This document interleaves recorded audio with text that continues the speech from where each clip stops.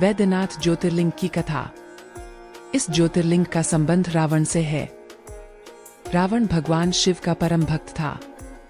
एक बार वह भगवान शिव को प्रसन्न करने के लिए हिमालय पर कठोर तपस्या कर रहा था। उसने एक एक करके अपने 9 सिरों को काटकर शिवलिंग पर चढ़ा दिया। पौराणिक कथाओं में वर्णित है कि यहाँ माता सती का हृदय कटकर गिरा था, इसलिए इसे हृदय पीठ भी कहते हैं। मान्यता है कि बाबा भोले के भक्त जब सावन में बाबा बैजनाथ मंदिर में कांवड़ लेकर आते हैं तो उन्हें शिव और शक्ति दोनों का आशीर्वाद मिलता है। इसलिए द्वादश ज्योतिर्लिंग बाबा बैजनाथ के मंदिर को शक्तिपीठ भी कहा जाता है।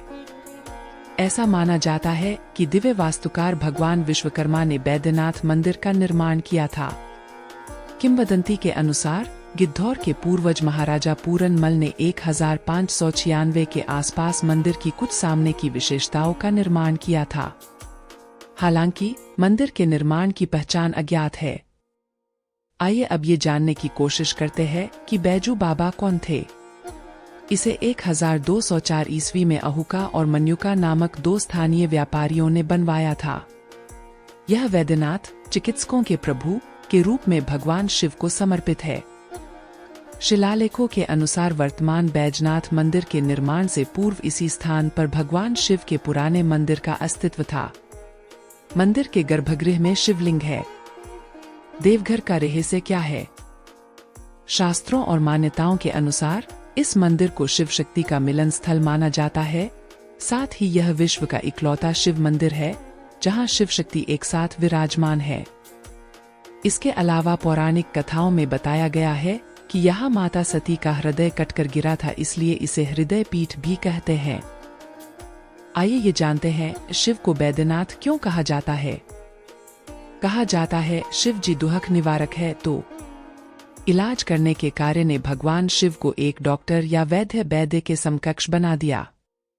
शिव के कुछ प्रचलित नाम महाकाल, आदिदेव, किरात, शंकर, चंद्रशेखर, जटाधारी, नागनाथ, मृत्युंजय, मृत्यु पर विजयी, त्रयंबक, महेश, विश्वेश, महारुद्र, विषधर, नीलकंठ, महाशिव, उमापति, पार्वती के पति, काल भैरव, भूतनाथ, त्रिलोचन, 3 नयन वाले, शशिभूषण आदि।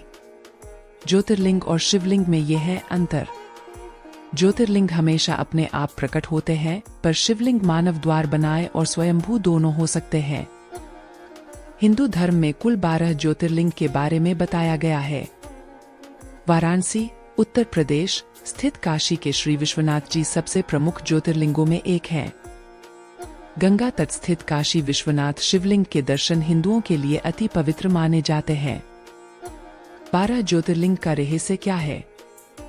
आइए जानिए इन जगहों से जुड़े फैक्ट्स। हिंदू धर्म में भगवान शिव को मोक्ष के देवता के रूप में जाना जाता है।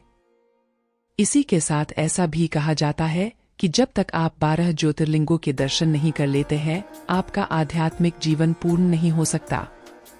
कहते हैं भगवान शिव के 12 ज्योतिर्लिंगों के दर्शन मात्र से ही सभी पापों का अंत हो जाता है। पूरे भारत में फैले 12 ज्योतिर्लिंगों में से महाकालेश्वर ज्योतिर्लिंग सबसे प्रसिद्ध और आस्थावान है। इसे महाकाल मंदिर के रूप में भी जाना जाता है, जो मृत्यु और भाग्य और दुर्भाग्य के भय को दूर करता है, क्योंकि यह हिंदुओं द्वारा स्वीकार किया जाता है कि केवल भगवान शिव ही अपरिहार्य को दूर कर सकते हैं।